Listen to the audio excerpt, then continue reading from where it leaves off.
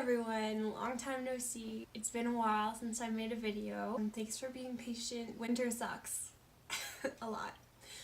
And now it's spring. Today I wanted to talk about guilt, because this is something that I feel every single day, and I know it's something that a lot of people struggle with. Guilt has a purpose.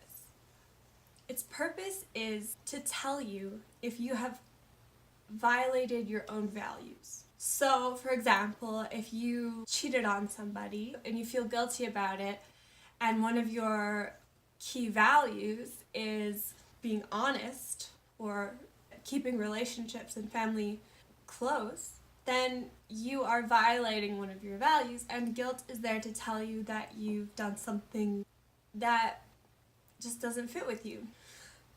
But a lot of times we feel guilty about stuff that actually isn't violating any of our personal values, but it's violating values that maybe we were told to have when we were kids, or values that society thinks we should have. First thing to do when you feel extremely guilty, figure out what your values are. There's like a lot of tests online that you can do this with. There's a lot of different ways to figure out your values, even if you just want to do it off the top of your head. What are the most important things to you? And I'm not talking about goals, like I'm not saying what do you want to achieve in the next 5 years. The most important thing for me to achieve is to have a baby or get hundreds of thousands of followers on Spotify or whatever. Those aren't values, those are goals. Say that one of my goals is that I want to have a kid. That would maybe mean that family is one of my values. Family is important to me. Okay, so I put that on the top of my list. Or say that I do want to have a lot of Spotify listeners, or whatever, something like that. It's good to look at a list of values though, so I'm just going to look up a list of values. If I just Google values, and then I'm just going to click on the first list. So if I say, okay, I want to have 100,000 Spotify listens, that's a goal. What is the value associated with that? Maybe it's determination.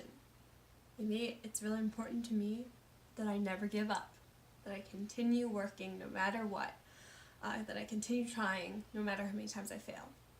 Maybe that fits for me. Maybe it's competency. So it's really important to me that I know how to write really good songs, so that might help to eventually get a bunch of Spotify streams, and I can work on that right now by practicing songwriting. Maybe you want recognition.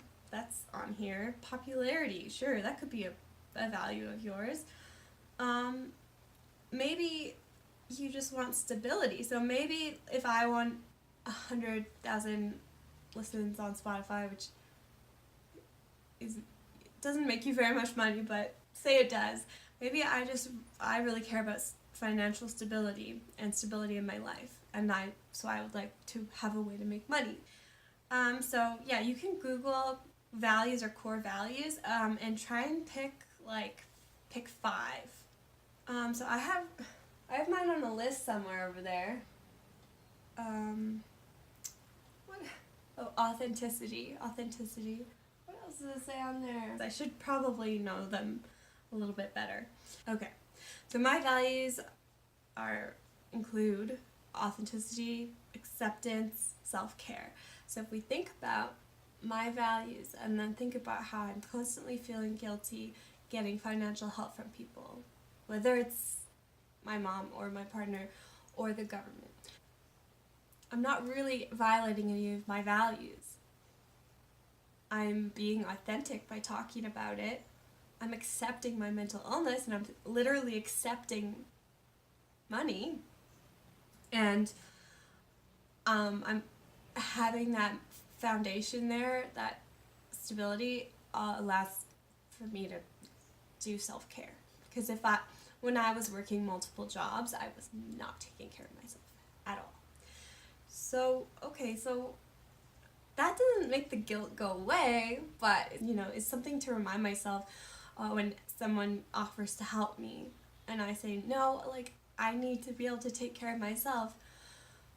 whose value is that? Where did I pick that up from? Is it something that my dad has told me over and over? Yeah, maybe. Is it something that, society has told us over and over?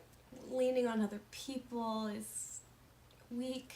Yeah. And one thing that my therapist recommended is that I kind of switch the situation and imagine myself as a mom who has money, or a boyfriend who has money, partner. And if you have a loved one who lives with a disability in a very expensive city where minimum wage is ridiculously low, and you've seen them struggle when they have to pay all their own bills, and you have the money, if I was in that situation, would I feel bad giving them money? No, I wouldn't. And so then my therapist said, okay, at what point would you feel uncomfortable giving this loved one money? And I guess I said, maybe when they're using the money for things like drugs that they're addicted to, and I'm somehow enabling them. Now, I don't even know if that's actually how I would feel if I was a mom. I don't know.